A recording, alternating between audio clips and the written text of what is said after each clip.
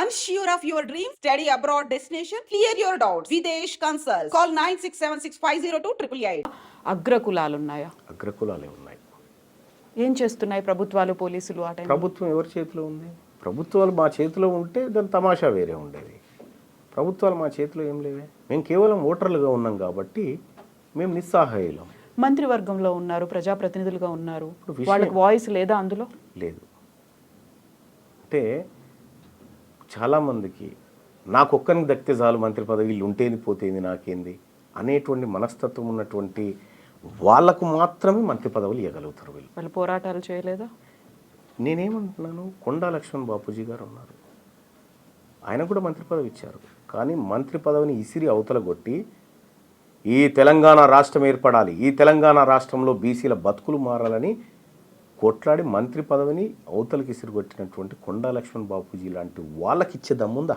బానిసలుగా పడుండేటువంటి వాళ్ళకు మాత్రమే మంత్రి పదవులు ఇచ్చి వాళ్ళ ద్వారా పబ్బం గడుపుకుంటాయి అగ్రవర్ణ ప్రభుత్వాలు.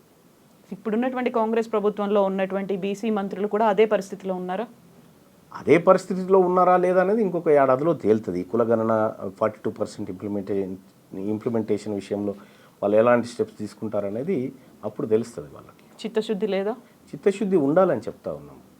అంటే మీకు కనిపించట్లేదా? కనీసం ఆ అటెంప్ట్ చేశారు, ఇనిషియేషన్ ఉంది. నేనేమంటున్నా, ఇట్లా ప్రభుత్వాల దగ్గర సాగిలపడినటువంటి సందర్భంలో వాళ్ళు మళ్ళీ ప్రజాక్షేత్రంలోకి పోయినప్పుడు వాళ్ళు ఎవరు కూడా గెలవలేదు.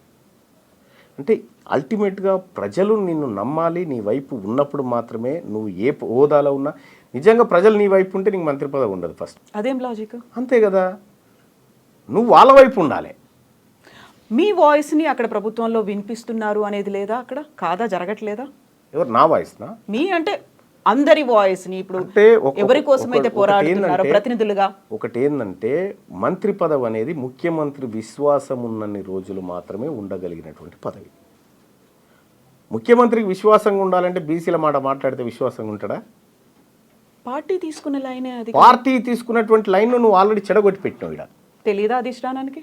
తెలిసింది కాబట్టి రీసర్వేకి ఆదేశించింది, తెలిసింది కాబట్టి దాని మీద ఒక కమిటీ వేసింది. మీరన్న అవకతవకలు ఇవన్నీ సెట్ అయిపోతాయంటారా దాంతో? రీసర్వే కావచ్చు, కమిటీ కావచ్చు, వీటన్నిటితో కావు. ఏం జరగాలి? బీసీల ప్రభుత్వం రావాలి. బీసీల ప్రభుత్వం నెక్స్ట్ కాబోయే సీఎం బీసీఏ బరాబర్ అవుతాడనేది టీపీసీసీ చీఫ్ చెప్తున్నారు. బరాబర్ అవుతాడు, అది కాంగ్రెస్ పార్టీయే చేస్తుంది అనేది. హ్యాపీ. ఇప్పుడున్న రేవంత్ రెడ్డి గారిని ఇక చాలయా, నీ పర్ఫార్మెన్స్ బాగాలేదు, ప్రజల్లో వ్యతిరేకత వచ్చింది, మేము బీసీ ముఖ్యమంత్రిని పెడతామంటే ఇంకా హ్యాపీ కదా. కాకుండా మళ్ళీ ఇంకో కండిషన్, 5 ఏళ్ల పాటు రేవంత్ రెడ్డి సీఎం ఉంటాడు, నెక్స్ట్ బీసీఏ అవుతాడు, అది కాంగ్రెస్ పార్టీయే చేస్తుంది అనే మాట. అంటే ఇప్పుడు ఒక యుద్ధానికి పోయేటప్పుడు నువ్వు ఓడిపోతాను, ఎవరైనా యుద్ధానికి పోతారా? గెలుస్తామనే పోతాం. సహజంగా పార్టీలు ప్రతిసారి మేము ఎన్నికల్లో గెలవబోతున్నామనే చెప్తాయి, కానీ గెలవరు. అన్ని పార్టీలు గెలవు, ఎవరో ఒకరే గెలుస్తారు. ఇక్కడ వాదానికి పార్టీలకు మధ్య జరుగుతున్నటువంటి యుద్ధం ఇది. ఇటీవల కాలంలో జరిగినటువంటి ఎమ్మెల్సీ ఎన్నికలు కానీ, ఇటీవల కాలంలో జరుగుతున్నటువంటి పరిణామాల నేపథ్యంలో ఇవాళ 5 స్థానాలను కాంగ్రెస్ పార్టీ, 4 స్థానాలు, 1 బీఆర్ఎస్ పార్టీ భర్తీ చేసుకుంటే 3 బీసీలకు ఇవ్వాల్సిన అనివార్యత ఏర్పడ్డది, 1 ఎస్సీ ఎస్టీలకు ఇవ్వాల్సినటువంటి అనివార్యత ఏర్పడ్డది. ఇక్కడ ఎమ్మెల్సీ ఎన్నికల్లో బీసీలకు టికెట్ ఇవ్వాలని చెప్పి మేమందరం కూడా కాంగ్రెస్ పార్టీ చెప్తే మేము బీసీలకు ఇవ్వాము, ఓసీలకు ఇస్తామంటే బీసీలంతా ఓడగొట్టి ఇంటికి పంపించారు.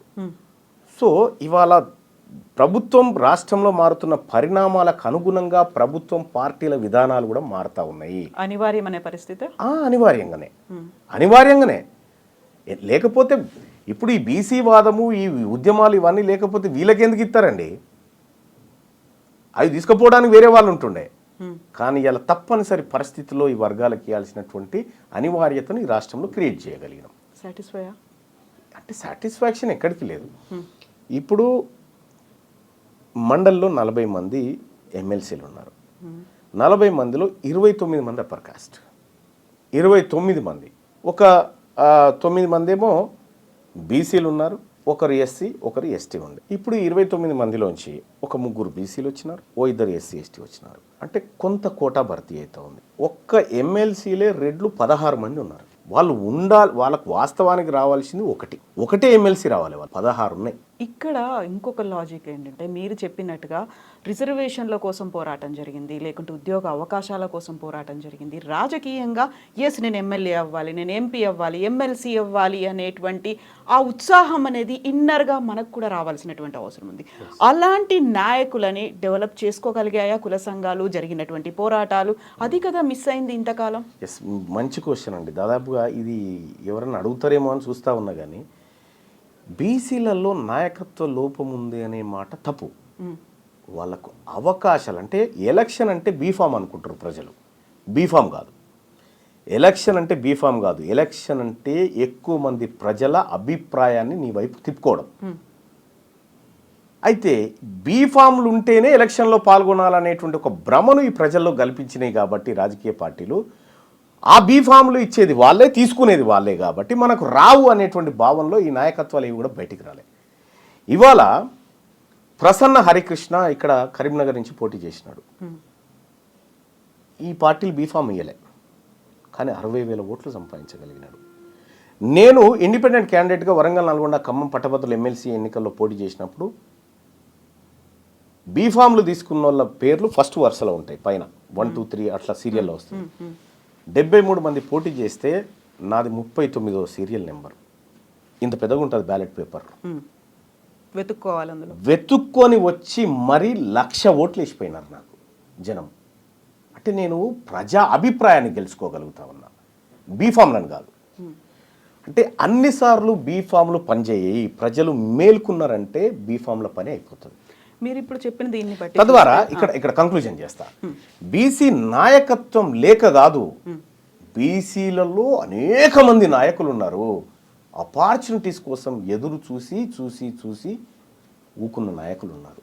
ఇవాళ వాళ్ళందరినీ మళ్ళీ తెరపైకి తీసుకొస్తా ఉన్నాం. అట్లా మేము బీసీ నాయకత్వాన్ని డెవలప్ చేస్తా ఉన్నాం.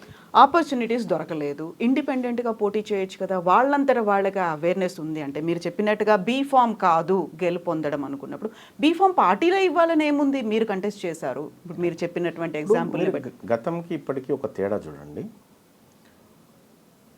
నల్గొండలో పిల్లి రామరాజు యాదవ్ ఒక బీసీ, ఆయన పోటీ చేయాలంటే ఆ పార్టీలు టికెట్ ఇవ్వలే. పోయి అక్కడ కంటెస్ట్ చేసినాడు, 25,000 ఓట్లు సంపాదించినాడు. అక్కడ సూర్యాపేటలో ఒట్టే జానయ్య యాదవ్ ఉన్నాడు.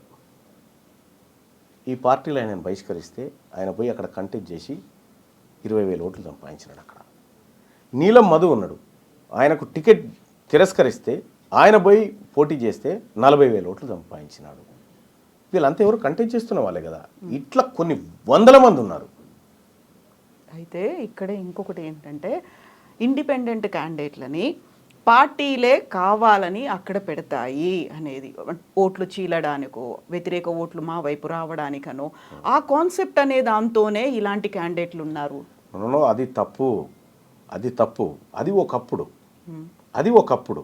కానీ ఇప్పుడు కాదు. అది ఇవాళ ప్రాణాలు పోయినా పర్వాలేదని కొట్లాడుతున్న బీసీ బిడ్డలు పోటీ చేసినటువంటి స్థానాలు ఇవన్నీ. సో అంత పార్టీలను, ఇతర పార్టీలను గెలిపించడానికి బీసీలే మన పావులా? అంత బుర్ర లేకుండా ఉన్నారా? ఎవరు కుట్టిరిందో పసిగట్టలేనంత తెలివి తక్కువగా ఉన్నారా? గతంలో జరిగినటువంటి ఎన్నికల యుద్ధాలు వేరు, ఇప్పుడు జరుగుతున్న ఎన్నికల యుద్ధాలు వేరు. ఇప్పుడు ఒరిజినల్గా రాజ్యంలో పార్టిసిపేట్ చేయడం కోసం జరుగుతున్నటువంటి యుద్ధంలో బీసీలు భాగస్వాములై కొట్లాడుతూ ఉన్నారు.